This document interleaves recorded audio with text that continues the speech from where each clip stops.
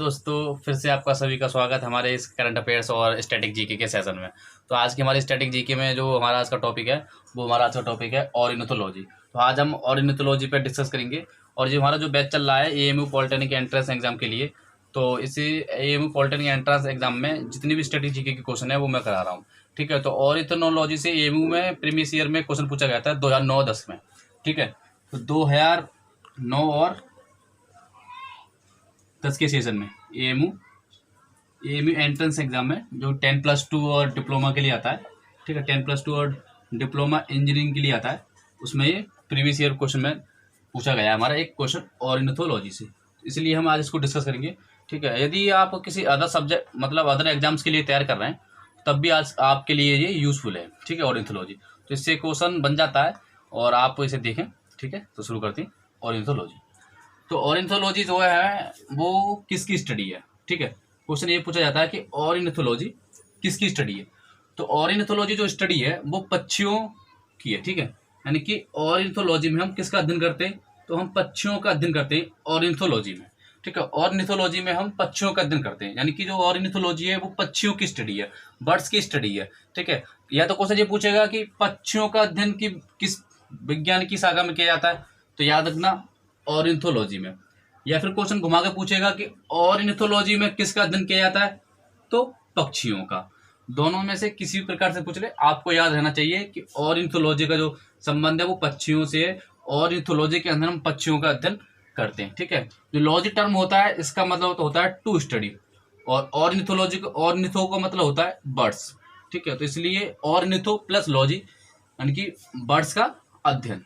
तो दूसरा क्वेश्चन यहाँ से ये बनता है कि भारतीय पक्षी विज्ञान का जनक किसे कहा जाता है, और यही क्वेश्चन पूछा गया था एएमयू पॉलिटेक्निक एंट्रेंस एग्जाम या 10+2 वाले में। ये कि मतलब भारतीय पक्षी विज्ञान का जनक किसे कहा जाता है, तो याद रखना डॉक्टर सलीम अली को हम भारतीय पक्षी विज्ञान का जनक कहते हैं। कौन थे, तो डॉक्टर सलीम अली।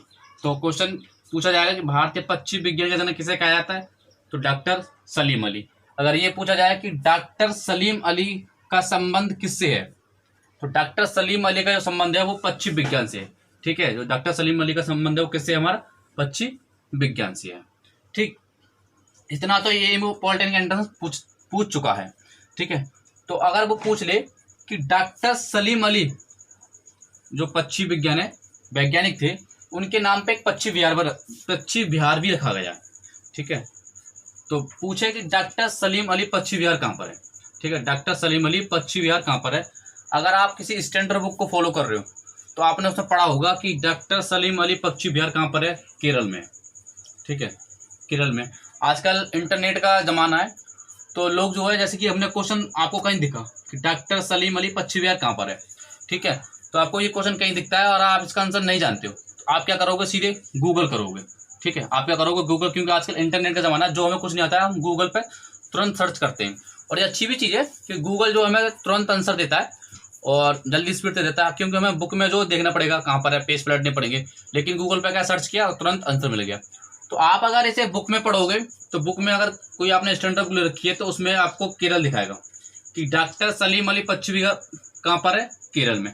लेकिन आप अगर गूगल सर्च कर रहे हो, तो गूगल पे इसकी लोकेशन दिखाएगा गोवा में। ठीक है, याद रखना, अगर गूगल सर्च कर रहे हो तो गूगल पे इसकी लोकेशन गोवा दिखाएगा, लेकिन आप किसी स्टैंडर्ड बुक को फॉलो कर रहे हो तो उसमें आपको केरल मिलेगा। तो दोनों को याद रखना, यदि क्वेश्चन में केरल है तो आप केरल पर टिक कर देना। अगर केरल नहीं दे रखा है ऑब्जेक्टिव क्वेश्चन में ऑप्शन के रूप में तो आप गोवा पर टिक कर लेना। ठीक है, इसमें कोई इश्यू नहीं है। तो लेकिन जो था वो बता दिया। ठीक, अगर आपको कहीं भी किसी भी स्टेट का नाम दिखता है, मैं पहले ही बता चुका हूँ, उससे आपको 3 चीज़ याद रखनी है। वहाँ की कैपिटल क्या है, उस स्टेट की, उस राज्य की कैपिटल क्या है, और वहाँ के प्रेजेंट टाइम में सीएम कौन है, और वहाँ के प्रेजेंट टाइम में गवर्नर कौन है। तो यहाँ पे डॉक्टर सलीम अली पक्षी विहार जो केरल में है, तो केरल से देखते हैं। तो केरल की जो कैपिटल है वो तिरुवनंतपुरम है। ठीक है, केरल की कैपिटल तिरुवनंतपुरम है, और जो केरल के जो सीएम है वो है पिनराई विजयन इस समय केरल के प्रेजेंट टाइम में सीएम है। अगर पूछे केरल के गवर्नर कौन है, तो आरिफ मोहम्मद खान। ठीक है, आरिफ मोहम्मद खान केरल के गवर्नर है। तो केरल से 3 क्वेश्चन। पहला क्वेश्चन है कि केरल की कैपिटल क्या है, तिरुवनंतपुरम।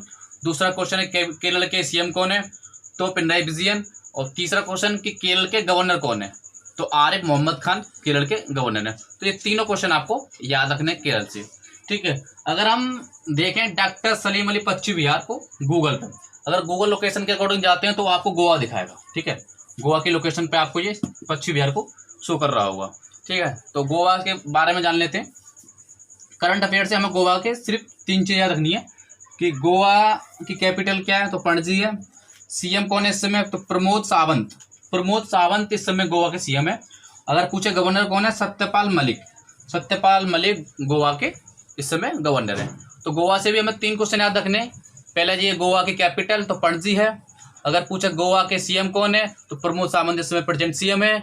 और तीसरा क्वेश्चन ये है कि गोवा के प्रेजेंट टाइम में गवर्नर कौन है, तो याद रखना सत्यपाल मलिक इस समय गोवा के प्रेजेंट टाइम में सीएम है। तो आज का टॉपिक हम यही समाप्त करते हैं। मिलते हैं आपसे नई सेशन में। यदि आपको किसी भी क्वेश्चन में कोई भी डाउट आ रहा है किसी भी सब्जेक्ट में अपनी तैयारी में, तो हमारे टेलीग्राम ग्रुप का लिंक दे रखा है इस वीडियो के नीचे।